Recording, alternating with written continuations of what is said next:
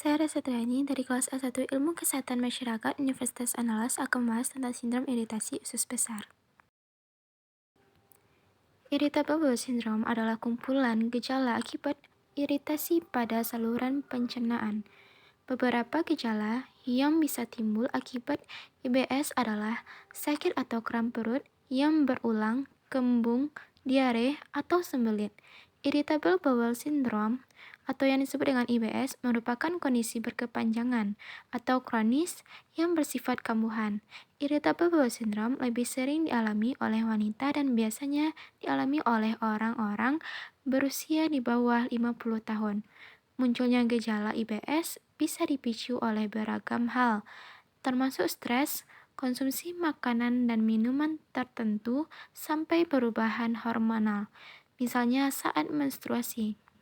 Selanjutnya, terdapat proses dan fungsi sistem pencernaan pada manusia. Yang pertama, makanan akan melalui mulut. Makanan dikunyah oleh gigi dan dibasahi oleh liur dari kelenjar liur.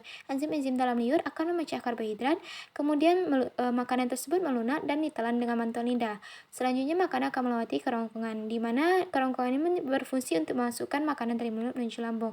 Selanjutnya, makanan akan melewati lambung, di mana tempat penyimpanan makanan dan untuk mencampur makanan dan cairan pencernaan yang diproduksinya. Kemudian akan diteruskan ke usus halus, di mana tempat sebagian besar pencernaan dan penyerapan berlangsung. Selanjutnya akan diteruskan ke usus besar, di mana tempat menampung tinja sampai dikeluarkan. Gerakan usus terjadi sedikit untuk mencampur tinja. Gerakan masa tinja lalu mengarah ke anus dan kemudian dikeluarkan ketika BAB. Fungsinya untuk menyimpan tinja sebelum BAB. Selanjutnya kita akan membahas tentang proses pencernaan yang terjadi pada penderita penyakit irritable bowel syndrome atau penyakit sindrom iritasi usus besar. Proses pencernaan awal sama dengan pencernaan manusia pada keadaan normal, namun pada bagian usus besar terdapat perbedaan gerakan.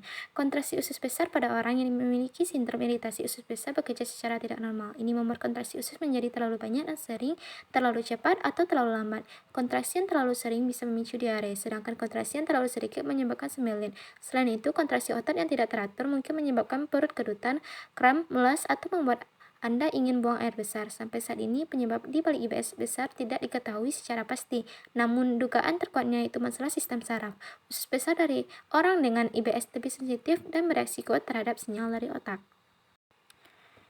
Faktor resiko irritable bowel syndrome atau sindrom iritasi usus besar. Yang pertama, berjenis kelamin perempuan, kedua berusia kurang dari 40 tahun, memiliki riwayat IBS di keluarga, mengalami infeksi bakteri atau virus pada saluran cerna yang menyebabkan diare berat, mengonsumsi makanan atau minuman tertentu seperti gandum, susu, dan produk susu, buah yang asam, serta makanan yang mengandung gas seperti kol, memiliki kebiasaan makan atau minum dalam jumlah yang besar sekaligus, mengalami stres atau gangguan mental seperti gangguan panik, kecemasan berlebih, atau depresi, mengalami perubahan hormonal termasuk menstruasi, menggunakan obat-obatan tertentu seperti antibiotik atau antidepresan.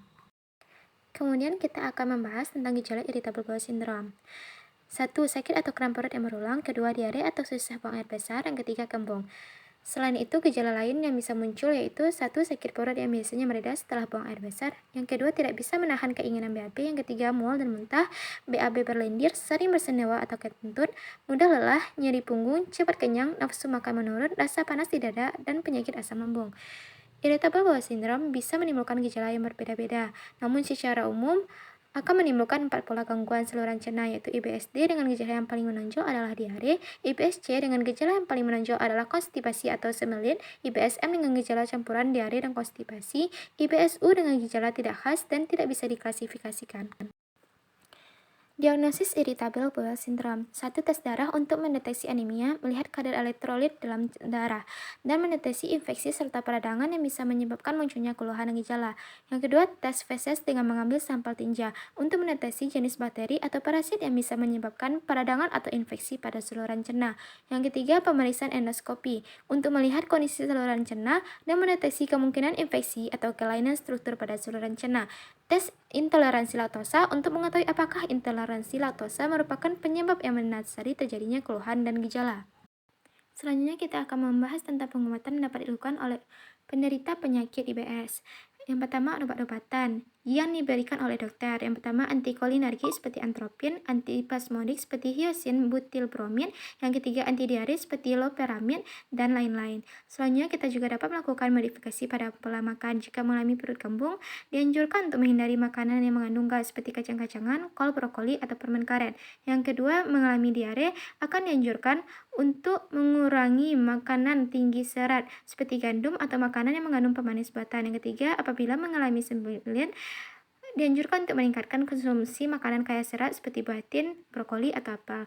Selanjutnya kita juga perlu untuk merubah gaya hidup seperti tidur cukup, mengonsumsi makanan dengan porsi kecil, mengurangi konsumsi alkohol, kafein, dan minuman soda, tidak makan makanan berlemak, minum air putih paling tidak 8 gelas, dan lain-lain.